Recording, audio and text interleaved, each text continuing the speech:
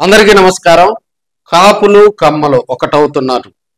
గతంలో 2024 ఎన్నికల ముందు మనం చూసాం. రాష్ట్రంలో కాపులు కమ్మలు కలిస్తే ప్రపంచనాన్ని సృష్టించారు.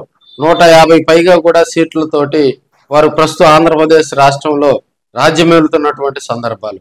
ఎక్కడా కూడా రాష్ట్రంలో అటు జనసేన పార్టీ తరపున కానీ, ఇటు తెలుగుదేశం పార్టీ తరపున కానీ, అటు కమ్మ సామాజిక వర్గం, కాపు సామాజిక వర్గం ఎక్కడా కూడా ఒకరిపై ఒకరు ఎమోషనల్ గా కూడా ఎక్కడ దూషించుకున్నటువంటి సందర్భాలు లేకుండా వారి అధినేతలు ఎక్కడైనా ఎమోషనల్ గా కూడా కాపు కమ్మలు మరి మన కందుకూరులో చూసాం.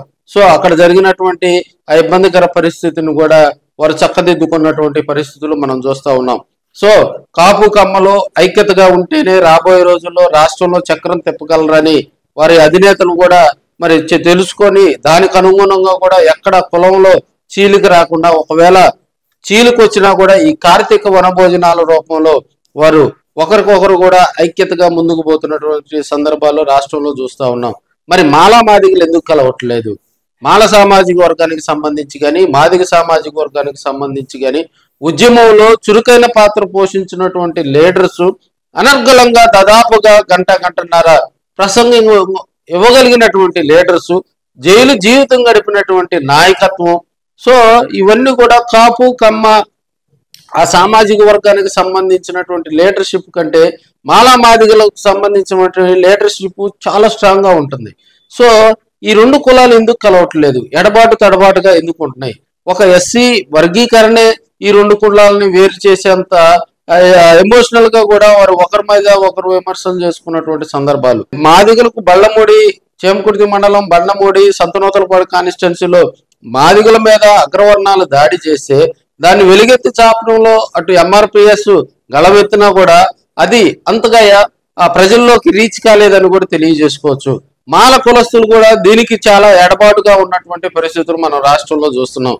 ఎక్కడో కందుకూరు కాన్స్టిట్యున్సీలో ఒక కాపుకు అన్యాయం జరిగితే రాష్ట్ర వ్యాప్తంగా ఉన్నటువంటి కాపులతో పాటు ఇతర కులస్తులు, కాపులకు అనుబంధంగా ఉన్నటువంటి కులస్తులందరూ కూడా వచ్చి ఆ కుటుంబానికి అండగా ఉన్నటువంటి పరిస్థితుల్లో ఒక బళ్ళమూడి ఘటనకు సంబంధించి మరి దళితులు, ఎస్సీలుగా చెప్పుకునేటువంటి మాలా మాదిగా రెల్లి ఇతర కులస్తులందరూ కూడా ఎందుకని దీన్ని అంత సక్సెస్ చేయలేదని టాక్ అయితే వినిపిస్తూ ఉంటాయి.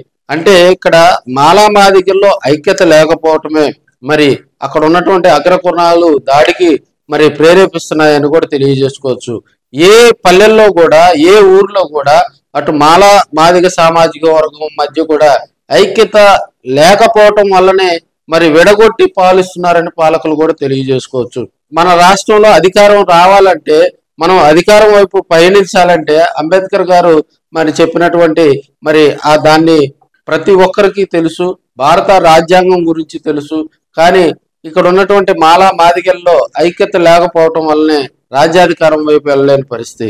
గతంలో ఐపీఎస్లుగా, ఐఏఎస్లుగా పనిచేసినటువంటి మాలా మాదిగ సామాజిక వర్గానికి సంబంధించినటువంటి వ్యక్తులు మరి అప్పుడు వాళ్ళు పదవిలో ఉన్నప్పుడు ఎవరికన్నా మాలా మాదిగలకి ఏదైనా ఇబ్బంది వచ్చినా కూడా ఎడబాటు తడబాటుగా ఉన్నటువంటి వ్యక్తులు రిటైర్డ్ అయిన తర్వాత కూడా నా జాతి కోసం, నా జాతి రక్షణ కోసం, నా దళితుల కోసం అంటూ కొత్త కొత్త పార్టీలతోటి వస్తున్నారే గాని వారు పదవిలో ఉన్నప్పుడు ఎవరికి కూడా అంత బొంద పెట్టినటువంటి సందర్భాలు లేవు. మరి అలాంటి వ్యక్తులను ఇప్పుడు ప్రజలు స్వీకరిస్తారా అనేది కూడా ప్రజలు చర్చించుకుంటా ఉన్నటువంటి సందర్భం. అధికారంలో ఉన్నప్పుడు ఆయన ఏమి చేయలేదు, పార్టీ పెట్టి ఏదో చేస్తాడని మరి ఇప్పుడు ఉన్నటువంటి ప్రజలు నమ్మే పరిస్థితి కూడా లేని పరిస్థితి అయితే మనం రాష్ట్రంలో చూస్తా ఉన్నాం. రెండు తెలుగు రాష్ట్రాల్లో గనక ఒకరికొకరు ఐక్యంగా గనక ఉంటే రాబోయే రోజుల్లో రాజ్యాధికారం అనేది చిన్న విషయం అని కూడా కొంతమంది రాజకీయ విశ్లేషకులు అయితే చెప్తా ఉన్నారు. మరి ఈ మాలా మాదిగల మధ్య ఉన్నటువంటి ఆ పొరపాట్లు, ఆ చిన్న చిన్న ఇబ్బందులు తొలగేది ఎప్పుడు? ఒకరిపై ఒకరు కూడా మరి ఈ రాగద్వేషాలు వదిలి ఇప్పుడు జరుగుతున్నటువంటి రాష్ట్రంలో మరి మాలా మాదిగల మధ్య మరి ఐక్యత కనుక వస్తే రాబోయే రోజుల్లో మరింతగా కూడా ఆంధ్రప్రదేశ్, తెలంగాణ రాష్ట్రాల్లో ముందుకు పోవచ్చని కొంతమంది సూచిస్తా ఉన్నారు. మరి ఆ సూచనలు అవలంబించేది ఎంతవరకు, అది తీరేది ఎప్పుడు వెయిట్ చేద్దాం మరి.